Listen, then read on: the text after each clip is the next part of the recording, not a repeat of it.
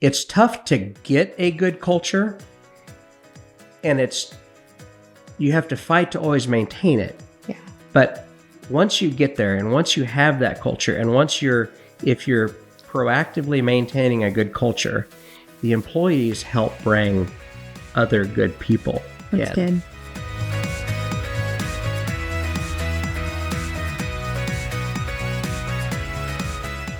Hey everyone, welcome back into Behind the Scenes with TK Business Magazine. It's your host, Danielle J. Martin, and we're continuing the conversation where we're going around the community and we're hearing from business owners that you may be familiar with.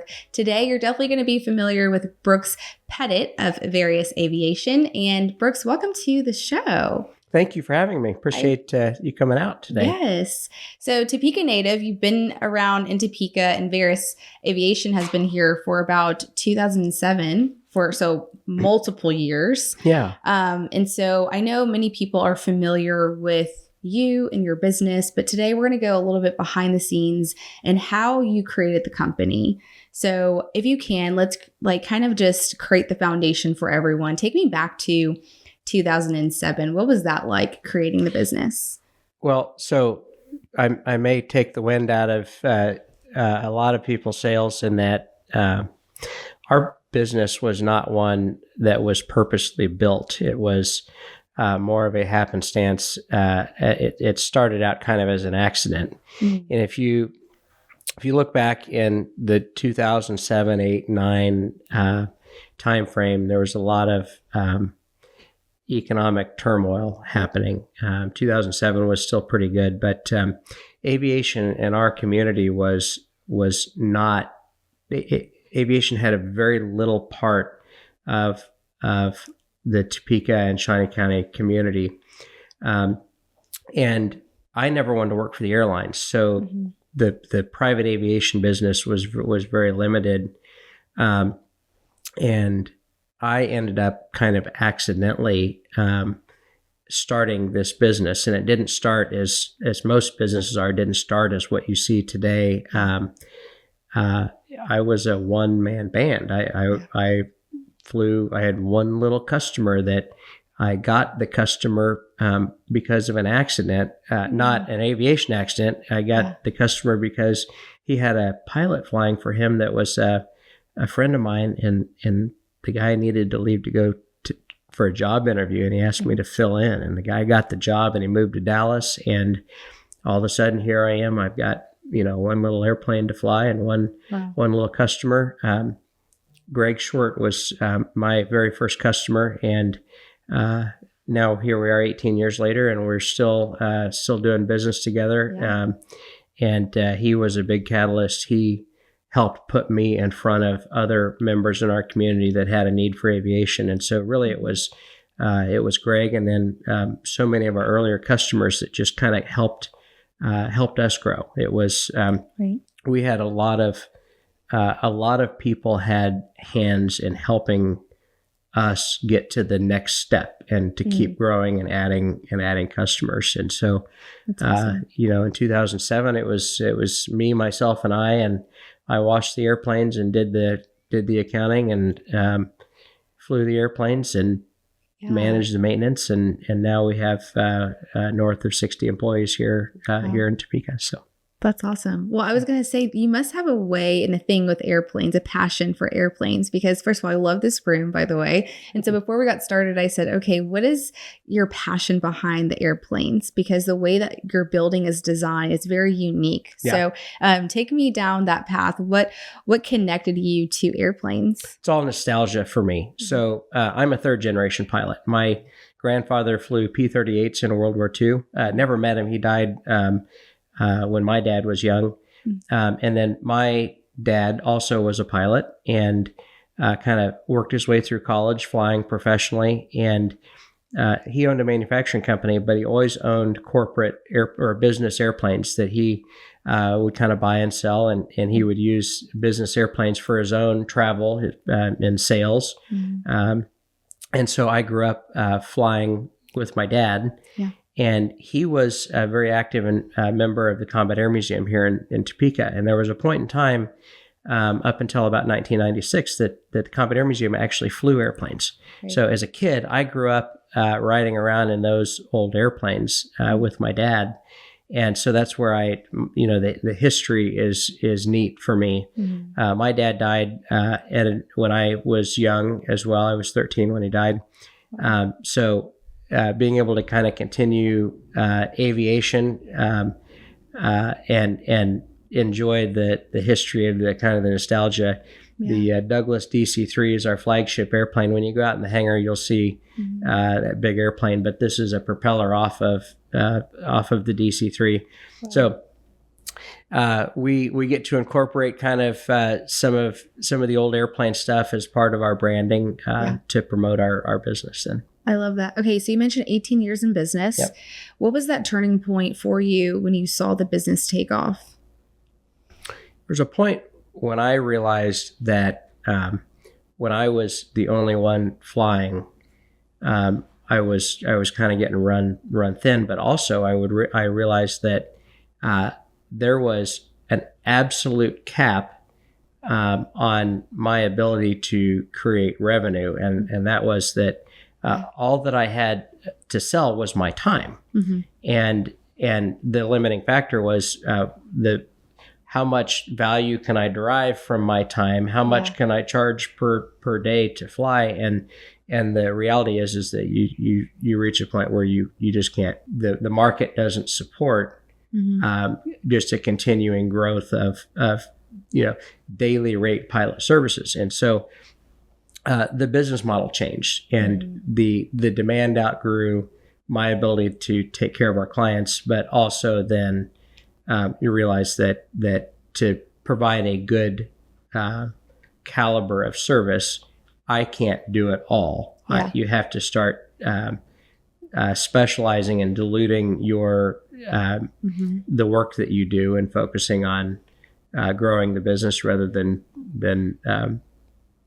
as Dave Ramsey says, you got to get out of the treadmill stage, right? Yeah, definitely. And for those who, I want to be mindful of our audience as well, who may not know your clients, talk to me about the people that you serve. We don't really specifically speak in specifics about who our clients are, but all of our clients are companies and businesses here in our community, and then we have an office in Scottsdale as well. But they are businesses that are well known in our community that have a big employee base and do some really neat things in our community. So yeah.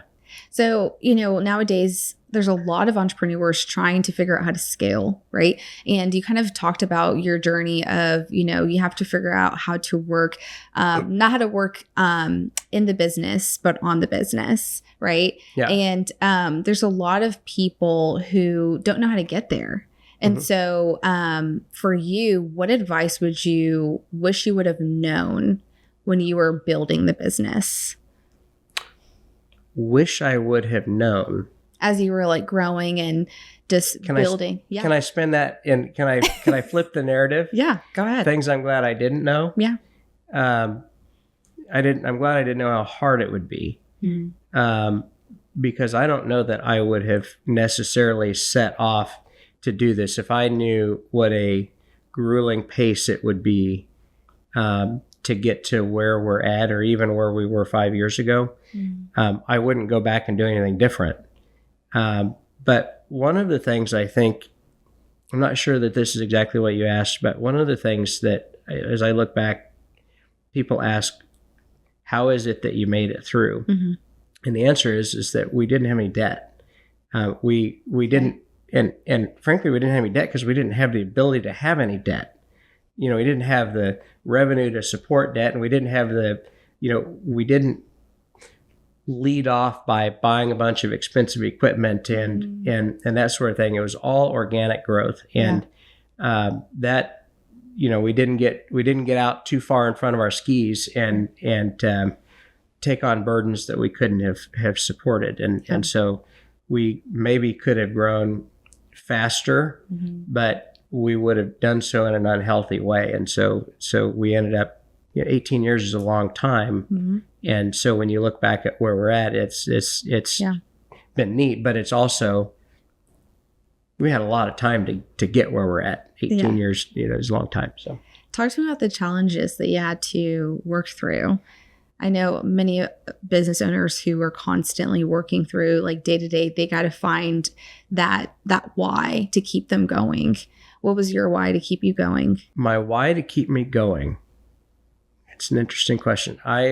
This is all I've ever known and all I've ever wanted to do. And so I literally, I just don't know that I could envision or think about anything else. I'm always interested in the art of the deal or the growing part. Yeah.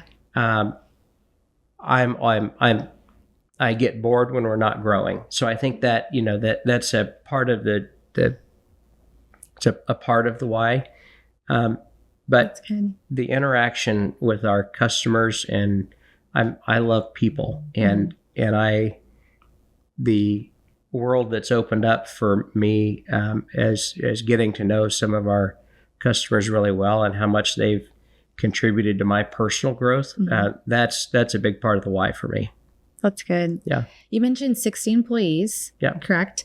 Talk to me about your culture and even growing to that number of a team. There's a lot of small business owners who may not even grow to that amount. It's like 10, 20, but 60. So there's a way that you have cultivated a culture to keep them and to continue that growth. So what's your secret sauce, would you say? Thoroughbreds don't like to run with donkeys. And if you build an organization full of thoroughbreds and you don't let donkeys remain in your company, I think that's probably the biggest thing. But we spend, we fight for culture. We focus on culture.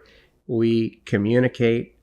We spend, we just had an all-employee meeting this morning. We do every couple of weeks or every other week.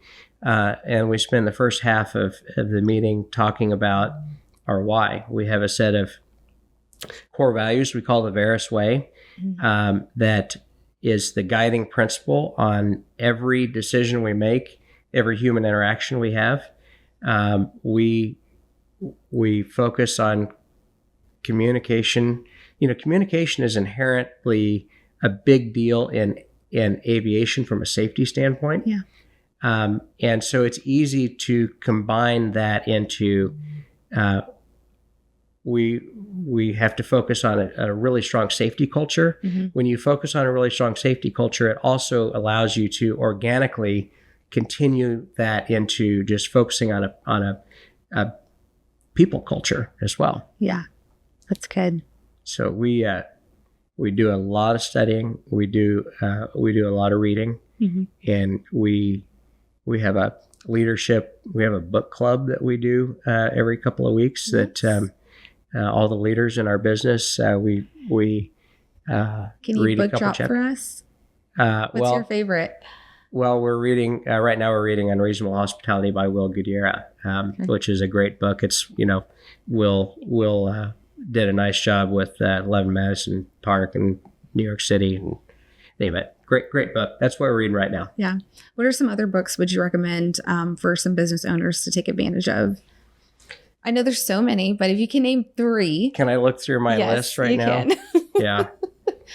I know you and Cody are always passing books off. So if you could top 3. So I kind of go back and forth. I'm right now I'm reading Parenting with Love and Logic is a parenting book. The Coddling of the American Mind is a great book. Let's see, we just talked about Unreasonable Hospitality. Probably my favorite book is Shoe Dog by Phil Knight, the founder of Nike. And I love that book because when you listen to, one of the most successful brands or the founder of one of the most successful brands, it's easy to be wishful of seeing where somebody is, but you never get to see all that they went through to get there. And so it's fun to listen to that or to read that book and to know how many times they were on the ragged edge of failure and they made it through. And it was Sometimes it was a banker the 20th banker in a row that said no, and the 21st said yes. You talked about surrounding yourself with great people, right? And that being key. How would you say you've been able to get to that space to either find those people, search for those people, and really build those people around you to grow with you to get to the next level? People that are great people know how to, they can feel an energy in a building. And it either feels good or it doesn't. And if you have good people here, those people just radiate goodness and good energy. Yeah. And you can tell by just the way people move about the building that they're happy to be here. Or they're not. Or sometimes they're happy to be here, but not today. But then those people also keep good company. And if they keep good company, they attract good company. Yeah. And it's tough to get a good culture. And you have to fight to always maintain it. Yeah. But once you get there and once you have that culture and if you're proactively maintaining a good culture, the employees help bring other good people in. That's good. And if you have a good culture, somebody that doesn't feel comfortable here. And if they don't feel comfortable, they solve their own problems. They tend to exit themselves from the business before we have to do it for them. Yeah. It's not that we're not willing to exit somebody that doesn't fit in our culture. Doesn't mean they're a bad person. It may mean that they don't fit here in our culture. Yeah. But it's the people here that make the culture, and they make it uncomfortable for people that don't fit to be here. Yeah. That's good. That's really good. Okay. So earlier you mentioned, there's a lot of times where people don't understand or see what's going on behind the scenes, right? So when people see aviation, they see the success, they see the nice building. I'm sure all of the accolades that you guys get when it comes to awards and everything. What would you say, what's the part of the business or even your role as a CEO that many people may not even see or understand behind the scenes? Oh, there's so much complexity to doing aviation, to doing aviation well.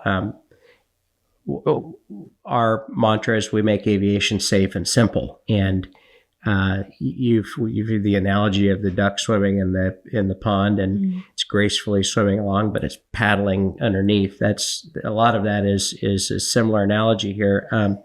There is I think the regulatory environment is probably the biggest element that, and from a risk mitigation standpoint, from a financial mitigation standpoint, and a tax mitigation standpoint, and then making sure that while we're complying with all the tax laws, we're complying with all the FAA regulations, and still moving people about the way that they need to. So lots of complexity, but also a lot of subjectivity.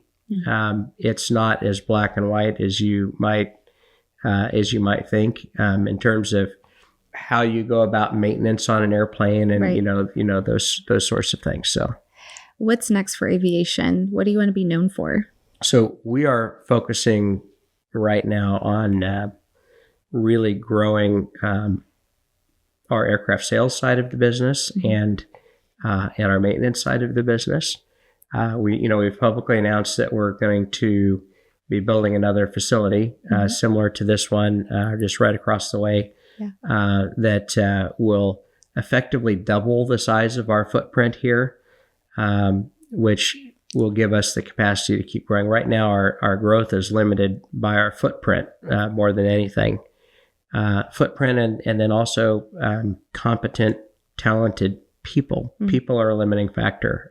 For sure. We hire a small portion of the people that interview to work here, and in doing so, we have to modulate or regulate our growth so that we're not getting in front of our people capacity. Yeah. With this being an episode for business owners, if you could give advice, recent advice that you've learned being involved in business, what would you say? I will say that the thing I'm working on most, those that know me well know me to be that I am never shy of having an opinion, and I'm trying to be the last one in the room to speak, which is it's naturally very difficult for me to do that. And what I've learned is I am just surrounded by so many brilliant people in our organization that if I can focus on having less of an opinion, then it's been pretty amazing to see other people flourish and do things better than I ever did when I was doing their job. Yeah. Brooks, thank you so much for your time. We appreciate you being here on the episode. Yeah, you bet. Thanks for having me. Well, if you guys have anyone in mind that you're interested in seeing here on Behind the Scenes with TK Business Magazine, don't hesitate to reach out today. In the meantime, we'll see you guys next week.